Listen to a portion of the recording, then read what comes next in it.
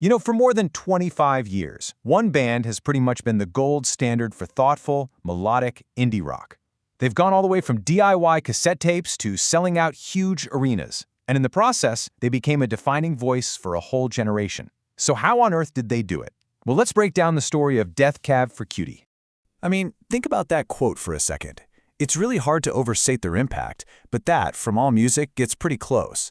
See, Death Cab for Cutie didn't just get lucky and ride the indie rock wave of the early 2000s. No, they were one of the bands creating that wave, shaping a sound that would go on to influence just a ton of artists. And that really is the big question, isn't it? How does a band with, let's be honest, a famously quirky name not only stick around but actually thrive for decades? How do you handle all that mainstream pressure and still stay true to who you are? Let's trace that journey. To really understand this band, you gotta go back, way back, to their super homespun beginnings in the Pacific Northwest, long before any Grammy nominations or major label deals were even a dream. Okay, so about that name, it's not just some random words thrown together. It's actually the title of a song by this wonderfully weird British group called the Bonzo Dog Doodah Band. And get this, they even performed it in the Beatles movie Magical Mystery Tour. Ben Gibbard has actually joked that if he had any idea the band would get this big, he probably would have picked a different name. The whole thing just kicked off as a little side project. Back in 1997, you've got a young Ben Gibbard at Western Washington University, and he's writing all these songs that don't really fit with his other bands. And that right there, that was the seed that would grow into Death Cab for Cutie. And the early days were pure, unadulterated, do-it-yourself spirit. I'm talking a cassette-only demo. I'm talking about recording vocals by literally dangling a microphone through a hole in the floor. Early tours, not glamorous. We're talking mustard sandwiches for dinner and sleeping on strangers' floors. This whole grassroots vibe even went into their first record deal with Barsuk, which was sealed with just a simple handshake. And you know what? All that hard work paid off, and fast. Selling out an iconic Seattle spot like the Crocodile Cafe, well, that was a huge deal. It was a sign that they were way more than just a local college band. They were becoming a real cornerstone of that legendary Pacific Northwest music scene. But that local success was just the beginning. The year 2003, man, that year would turn out to be a massive turning point.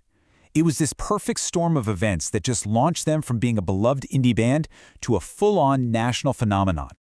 Just look at how all this came together. First, Ben Gibbard's electronic side project. The Postal Service drops an album that becomes this totally unexpected, platinum-selling smash hit. Then, a few months later, Death Cab releases Transatlanticism, which is just a masterpiece. And the cherry on top, their music becomes the unofficial soundtrack for a whole generation of teenagers watching this massive hit show, The OC. You really have to appreciate the timing here. Millions of people suddenly hear Ben Gibbard's unique voice on the Postal Service's hit, Such Great Heights. And what do you do when you hear a voice you love? You ask, who is this guy? And that curiosity led a huge new audience right to Death Cab's doorstep, just as they were dropping what many people still call their greatest album. So, this sudden explosion in popularity put the band at a major crossroads. They were kind of too big for the indie world now, and, the major labels were calling. And this led to one of those classic, high-stakes decisions every band dreads and dreams of. I mean, the choice in front of them was so clear. On one side, you've got Barsuk Records, the friendly, artist-first label that started it all with that handshake deal. And on the other side, Atlantic Records, a corporate giant, offering a ton of money and a huge platform, but with it came this immense pressure to deliver a massive commercial hit. And oh, they delivered. Their first album on a major label, Plans, sold over 1.2 million copies in the US alone. So all that chatter and fear about selling out, yeah, that was pretty much silenced by just undeniable success. The gamble paid off, big time. Plans was an absolute game changer. It debuted in the top 5. It gave the world that iconic acoustic song, I Will Follow You Into the Dark, and it got them their very first Grammy nomination. At this point, they weren't just a cool indie band anymore. They were a legit mainstream rock powerhouse. But all that success doesn't mean everything's stable. After more than 15 years together, the band was about to face its biggest challenge yet, an internal shift that would force them to completely rethink who they were and what their future looked like. In 2014, the band's foundation was just rocked. Chris Walla, a founding member, their guitarist, and the producer who had carefully crafted their signature sound from day one, he left the band. This was huge. Walla wasn't just a guitar player. He was a core part of their creative DNA. He was the sound in so many ways. So, what do you do after that? Well, look at how they responded. Their very next album was called Kintsugi, and that's the Japanese art of fixing broken pottery with gold, where you celebrate the cracks as part of the object's history. I mean, it was just a beautiful and incredibly direct metaphor for what the band itself was going through. And instead of just finding one guy to replace him, the band expanded. They brought in 2 new members, Dave Depper and Zach Ray, and they transformed from a 4-piece into this richer, more powerful 5-piece. This wasn't just a patch job. It felt like a real renewal, and you could especially hear it in their incredible new live shows.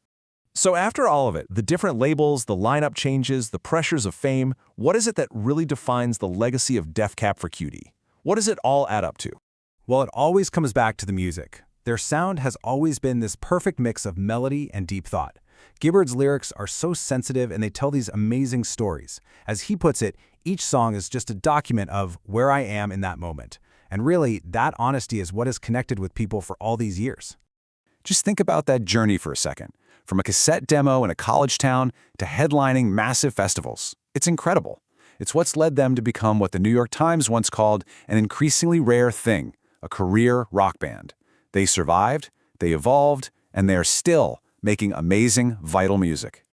So their whole story leaves us with this one last question.